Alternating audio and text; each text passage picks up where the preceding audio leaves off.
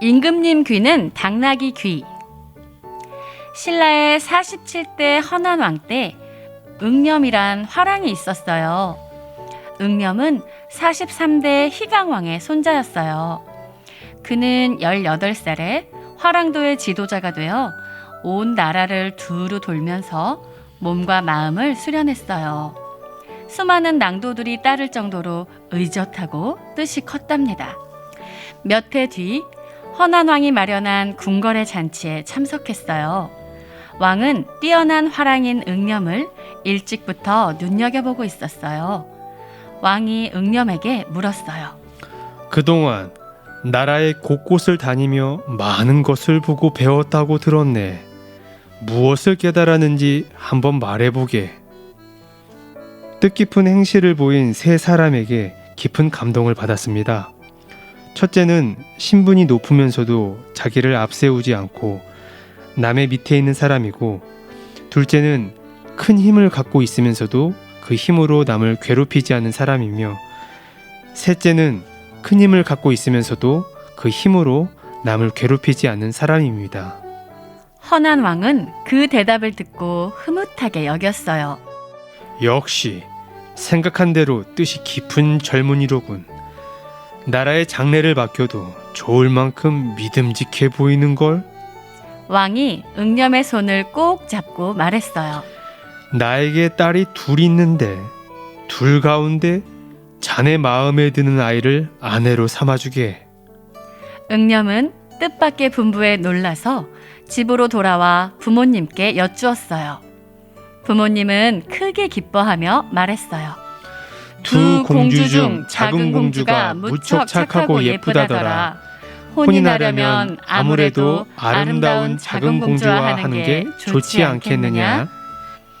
하지만 응념은 마음을 정하기 어려웠어요. 이 소식을 들은 범교사가 응념을 찾아왔어요. 범교사는 화랑에게 가르침을 주는 승려였어요. 작은 공주를 아내로 맞아서는 절대로 안 됩니다. 맏공주에게 장가들면 반드시 3가지 좋은 일이 생길 것이니 제 말을 깊이 새겨 들으십시오. 범교사가 하도 간곡하게 말하자 응념은 그 말을 따르기로 했어요. 그러고는 왕에게 자신의 뜻을 밝혔어요. 왕은 기뻐하며 응념과 맏딸이 혼례를 치르도록 했어요. 그런데 얼마 뒤 헌안왕이 큰 병으로 앓아누웠어요. 왕은 신하들을 모아놓고 말했어요. 내게 아들이 없으니 내가 죽은 뒤에는 마땅히 사위인 응념이 왕위를 이을 것이다. 곧 왕은 세상을 떠났고 왕의 뜻에 따라 응념이 새 왕이 되었어요. 바로 신라의 48대 경문왕이지요. 몇 해가 지나 경문왕은 작은 공주도 아내로 맞았어요. 경문왕은 범교사를 불러 물어보았어요. 맏공주와 혼이 나면 3가지 좋은 일이 생길 거라더니 그게 대체 무엇이오? 첫째는 맏공주를 선택해서 왕과 왕비의 마음을 흡족하게 해드린 것이고, 둘째는 지금처럼 임금님이 될 수 있었던 것이고, 셋째는 작은 공주까지 아내로 맞이하게 된 것입니다. 왕은 지혜로운 범교사에게 큰 벼슬과 함께 상을 주었어요. 경문왕은 왕의 자리에 오르기는 했지만 그 자리가 좋지만은 않았어요. 왕은 젊은 화랑들과 새로운 귀족들을 중심으로 나랏일을 의논했어요. 중요한 나랏일에서 물러나게 된 예전의 귀족들은 왕이 못마땅했어요. 왕의 자리를 노리는 귀족들이 때때로 까마귀 떼처럼 몰려들어 왕은 밤잠도 편히 잘 수 없는 나날을 보냈어요. 그러던 어느 날 밤부터인가 경문왕의 침실에 수많은 뱀이 떼를 지어 모여들었어요. 기겁한 신하들이 뱀들을 쫓아내려고 해 한바탕 소란이 일어났지요. 이를 보고 경문왕이 말렸어요. 곁에 뱀이 있으니 편히 잘 수 있구나. 쫓지 말고 그냥 두어라. 그 뒤로 왕이 잘 때는 뱀들이 가슴을 덮어주었어요. 경문왕은 귀족들을 누르고 왕의 힘을 키우는 일에만 몰두했어요. 무너진 황룡사 탑을 다시 세우고 당나라에 사신을 보내 왕의 강한 힘을 보여주었지요. 이즈음 신라는 홍수와 가뭄이 번갈아 들고 전염병까지 돌아 사람들이 살기가 어려워졌습니다. 고달픈 백성들의 신음소리가 하늘을 찌를 정도였지만 경문왕은 귀를 기울이지 않았어요. 사실 경문왕에게는 남모르는 고민이 하나 있었어요. 어느 날 갑자기 귀가 길어지는가 싶더니 점점 당나귀 귀처럼 길게 늘어나 이제는 한눈에 알아볼 수 있게 되었어요. 왕은 혹시나 누가 알고 흉볼까 걱정했어요. 그래서 아무도 보지 못하도록 귀를 복두로 꾹꾹 눌러쓰고 지냈어요. 이 일을 궁궐 안에서는 아무도 몰랐지만 왕의 복두를 만드는 복두장이만은 알고 있었어요. 경문왕은 복두장이에게 엄하게 명령했어요. 내 귀에 대해 이러쿵저러쿵 말이 나면 네게 그 죄를 물을 테니 입조심을 하여라. 복두장이는 겁이 나서 누구에게도 그 얘기를 하지 못했어요. 평생 그 비밀을 남몰래 품고 지내자니 가슴이 갑갑하고 입이 근질거렸지만 그때마다 꾹꾹 참곤 했어요. 복두장이의 가슴속은 커다란 돌덩이가 누르는 듯했어요. 복두장이가 나이가 들어 죽을 날이 멀지 않았어요. 어느 날 그는 도림사라는 절을 찾아갔어요. 절 뒤편의 대나무 숲에 들어가 큰 소리로 외쳤어요. 임금님 귀는 당나귀 귀! 임금님 귀는 당나귀 귀! 복두장이는 수십 년 묵은 채증이 쑥 내려가듯 속이 후련했어요. 얼마 뒤 그는 편안한 얼굴로 세상을 떠났지요. 그 뒤로 바람이 불 때마다 대나무 숲에서 이상한 소리가 들려왔어요. 임금님 귀는 당나귀 귀! 임금님 귀는 당나귀 귀! 온 나라 사람들이 이 소문을 들었어요. 경문왕은 몹시 화를 냈습니다. 도림사 대숲의 대나무를 모두 베어버려라. 그리고 그곳에 산수유 나무를 심도록 하여라. 하지만 이게 웬일인가요? 다시 심은 산수유 나무 숲에서도 바람이 불 때마다 이런 소리가 들려왔어요. 임금님 귀는 길기도 하다. 임금님 귀는 길기도 하다. 마침내 경문왕은 깨달았어요. 왕은 복두를 벗어 모두가 볼 수 있도록 길고 커다란 귀를 드러냈어요. 내가 이 귀로 들어야 할 소리를 제대로 듣지 못했구나. 부끄러운 건 우습게 생긴 귀가 아니라 백성들의 소리를 듣지 않는 귀라는 것을 이제야 알겠구나. 그 뒤로 산수유나무 숲에서는 조용한 바람소리만 들려왔답니다.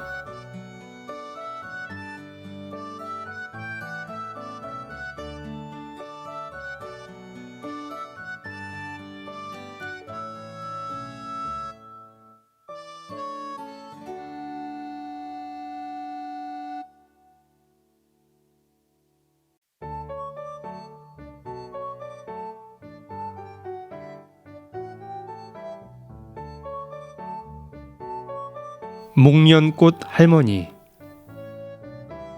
사진이나 텔레비전을 통해 예전 생활 모습을 본 적이 있니? 지금과는 사뭇 다른 주변 환경과 못 보던 물건들이 낯설었을 거야. 우리나라는 지난 몇십 년 만에 눈부신 경제 발전을 이루었어. 이번 이야기는 우리나라가 빠르게 발전하던 시절에 꿈을 키우며 살아가던 영인의 가족 이야기야. 영희와 막내 동생 영호를 만나러 지금 출발해볼까? 학교에서 집으로 돌아오는 길에 커다란 꽃나무를 보았어요. 구름처럼 흐드러지게 핀 하얀 꽃가지가 담장 너머로 늘어져 있었어요. 월화 수목 금토 매일매일 다니던 길인데 처음 보는 나무였어요. 꽃나무집 대문 앞에는 오래된 세발 자전거가 한 대 있었어요. 문득 동시 꽃밭에서가 생각났어요. 목련꽃이 흰 붕대를 풀고 있다. 나비떼가 문병 오고 간호원처럼 영희가 들여다보고 있다. 해가 세발 자전거를 타는 3월 한낮. 맞아요. 그 나무는 백목련이었어요. 그때였어요. 너 내 생각했지? 난데없이 내 또래 여자아이가 나타났어요. 네가 누군데? 나는 어리둥절한 목소리로 물었어요. 시치미떼기는 방금 네가 생각했잖아. 간호사처럼 영희가 들여다보고 있다고. 내가 바로 그 영희야. 영희 목소리는 탁구공처럼 톡톡 튀었어요. 우리 집에 놀러 가지 않을래? 영희는 나를 세발 자전거에 태우고 도르르 뒤에서 밀었어요. 그러자 입을 꾹 다물고 있던 큰 대문이 스르르 열렸어요. 커다란 대문에 어울리는 커다란 기와집이 있을 줄 알았는데 대문 안에는 쓰러져가는 초가집이 한 태 있었어요. 어딘가에서 쑥 냄새가 확 풍겼어요. 흙은 털어내고 지푸라기는 골라내자. 금방 세발 자전거를 밀어주던 영희가 갓 캐온 쑥을 다듬고 있었어요. 크고 작은 여자아이와 셋이서. 마당에 서 있는 살구나무에는 분홍색 살구꽃이 꽃구름처럼 피어 있었어요. 언니, 자꾸 배가 고파. 크고 작은 아이들이 콧물을 훌쩍이며 말했어요. 그래, 조금만 참고 기다리자. 엄마가 보리쌀이라도 구해오실 테니까. 영희는 두 아이의 어깨를 감싸 안으며 토닥였어요. 분홍색 살구꽃이 자꾸자꾸 떨어져 내렸어요. 해질 무렵에 돌아온 어머니는 빈손이었어요. 머리에 인 함지박도 텅 비어 있었어요. 한쪽 손에는 6살 여자아이가, 등에는 갓 태어난 남자아이가 엎여 있었어요. 6.25 전쟁이 지나간 마을에서는 보리쌀 한 되박도 구하기 힘들었어요. 아이고, 전쟁의 원수지. 아픈 네 아버지는 어떻게 하니? 어머니는 작은 초가집 방 하나를 차지하고 있는 아버지를 생각했어요. 아버지는 피난길에 맞은 포탄의 상처로 몇 년째 힘들어하고 있었어요. 어머니는 가마솥 가득 쑥국을 끓이며 한숨을 지었어요. 간호사가 되어서 아버지 간호는 내가 해야지? 11살 영희는 작은 입술을 꼭 깨물었어요. 그 후 영희는 서울로 갔어요. 꿈을 키우며 혼자 힘으로 고등학교를 졸업하고 간호학교에도 들어갔어요. 집안 형편은 조금도 나아지지 않았지만 영희의 얼굴은 늘 밝았어요. 여전히 바깥 나들이를 못하는 아버지를 위해 영희는 열심히 공부했어요. 한 달 월급으로 쌀 10가마니를 살 수 있다고?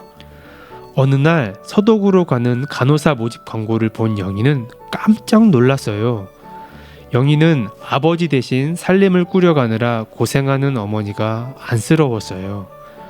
고등학교도 못 가고 집안일을 돕는 동생들을 떠올렸어요. 서독으로 가는 거야. 내 꿈을 이루고 우리 집안을 일으키기 위해 서독으로 가는 거야.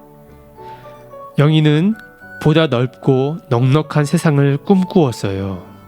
네가 우리 집의 든든한 기둥인데. 간호학교를 마친 영희가 서독으로 가겠다고 하자 어머니가 말끝을 흐렸어요. 언니, 여기서도 언니가 원하던 간호사가 될 수 있잖아. 동생들도 영희가 먼 나라로 떠나는 것이 싫었어요. 서독에 가서 일하면 영호를 대학에 보낼 수 있어요. 우리 모두 더 잘 살 수 있다고요. 이만해도 옛날에 비하면 부자다.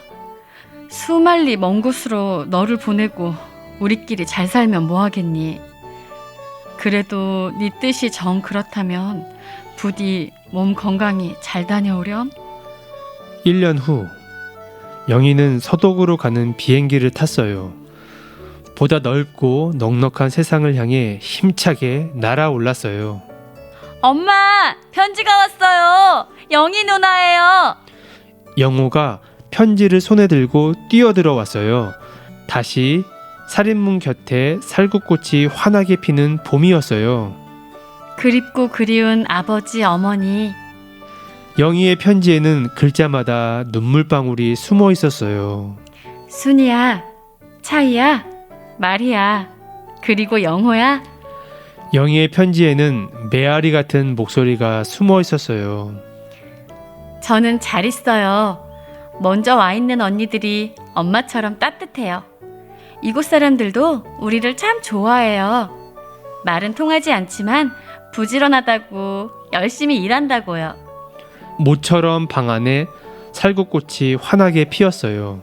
편지와 함께 꼬박꼬박 보내오는 영희의 월급으로 아버지는 병원에서 치료를 받았어요. 초가집 지붕이 슬레이트로 바뀌고 담벼락 아래로 줄줄이 접시꽃이 피었어요. 장독대에는 장독수가 하나 둘 늘어났어요. 어머니는 아침마다 반들반들 윤이 나게 장독을 닦았어요. 나팔꽃이 피듯 식구들 가슴마다 환한 꽃이 피었어요. 참 대견하구나. 까만 교복을 입은 고등학생 말희가 배시시 웃었어요.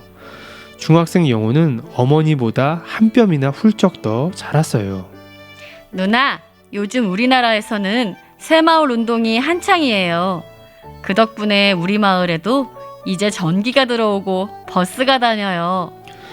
영호는 열흘이 멀다 하고 편지를 썼어요. 서울에서 부산까지 고속도로도 생겼대요.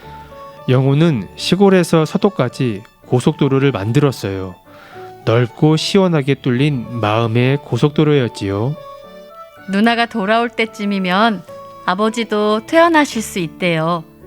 아버지의 소원은요, 누나와 함께 우리 식구 모두 새로 생긴 고속도로를 달려보는 거예요. 참, 서울 여의도에는 고층 아파트가 생겼대요. 어머니는 사진만 보아도 어지럽다고 하시지만 누나들은 아파트가 궁금하다고 해요. 영호의 편지는 영희를 한없이 행복하게 했어요. 네 편지를 읽고 있으면 두 다리가 퉁퉁 붓도록 서 있어도 힘들지 않구나. 열 손가락에 물이 마를 날 없어도 힘들지 않구나. 길게 뻗은 고속도로도 내가 만든 것 같고 높게 솟은 아파트도 내가 지은 것 같구나. 아버지가 곧 태어나신다니 내 마음에 환하게 전깃불이 켜지는 것 같구나. 기쁨이 가득 담긴 영희의 편지가 열흘이 멀다 하고 왔어요. 살인문 곁에 선 살구나무가 다시 꽃을 피웠어요. 아버지는 병원에서 집으로 돌아왔어요. 어머니를 도와 텃밭에 채소를 가꿀 만큼 건강이 좋아졌거든요. 이제 온 식구가 모여 고속버스를 타고 고속도로를 달려보는 소원만 남았지요. 순이도, 차이도, 마리도 날마다 언니를 기다렸어요. 살구꽃이 환하게 핀 사립을 드나들며 살구꽃처럼 환하게 돌아오기를 기다렸지요. 고등학생이 된 영호는 더욱 그랬어요.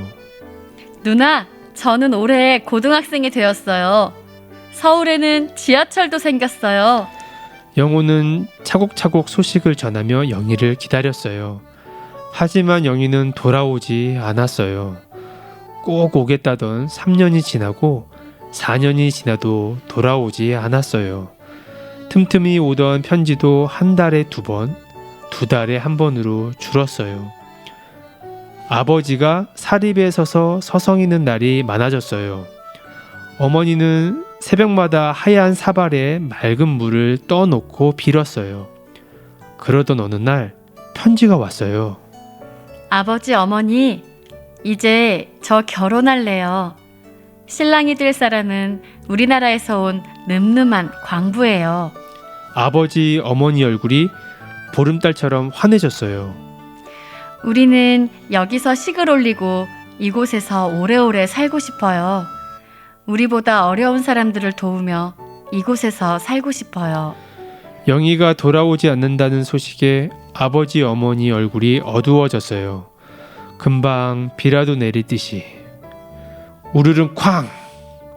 갑자기 우레소리와 함께 빗방울이 떨어졌어요. 소낙비다. 나는 세발 자전거의 페달을 힘차게 밟으며 뒤를 돌아보았어요.